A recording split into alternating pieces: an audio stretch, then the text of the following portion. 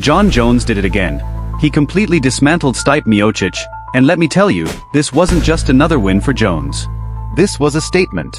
From the very first strike to the brutal finish in round 3, Jones showed why he's not just a great fighter, he's the fighter of our generation. But here's the question everyone's asking. Was this really about Jones' brilliance, or was it Stipe's age catching up to him? Let's get into the specifics because there's a lot to unpack here. Right out of the gate, Jon Jones set the tone. Stipe came in looking aggressive, but you could see the difference in speed almost immediately. Stipe had been working on his wrestling for this fight, but Jones made it look effortless. Level change, sweep, and boom, Stipe's on the canvas. What stood out here wasn't just the takedown, it was what Jones did with it. Those slicing elbows, man.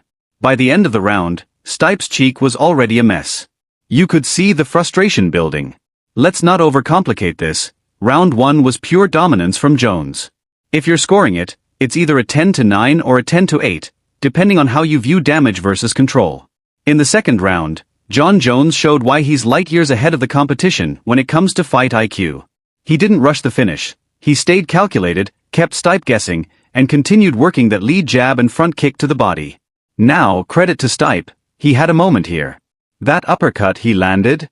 It was clean, and you could see it momentarily stop Jones in his tracks. But Jones recovered immediately, went back to his range tools, and never let Stipe capitalize. What's really fascinating is how Jones used the bodywork in this round. Those teep kicks to the ribs weren't just for scoring, they were draining Stipe's energy. By the end of round 2, you could see it. Stipe was slower, less reactive, and starting to hesitate. Another round in the books for Jones. This is where Jon Jones reminded us why he's in the GOAT conversation. Stipe came out swinging in round 3. He knew he had to go for broke. He landed a decent right hand and even forced Jones to reset for a moment. But Jones being Jones, he adjusted instantly. That spinning back kick to the body? That was the fight-ending moment. You could hear the air leave Stipe's lungs as he dropped to the mat. And once Jones followed him down with those hammer fists, it was over. Herb Dean had no choice but to step in. It wasn't just a finish, it was a message. Jones didn't just beat Stipe, he outclassed him in every aspect of the fight. Now, let's address the elephant in the room. Was this Jon Jones at his best, or was this fight more about Stipe being past his prime? Honestly, it's probably both. At 42 years old, Stipe Miocic isn't the same guy who knocked out Daniel Cormier or Francis Ngannou.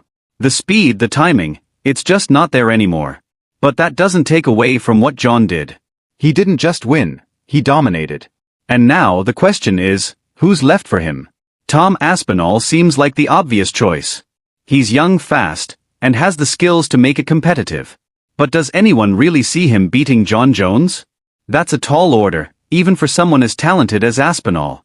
So, what's next for Jon Jones? Does he fight Aspinall? Retire on top?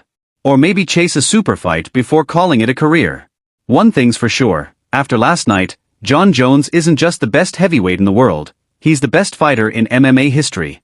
But that's just my take. What's yours? Did Jones truly cement his legacy, or was this fight more about Stipe being out of his prime? Let me know in the comments.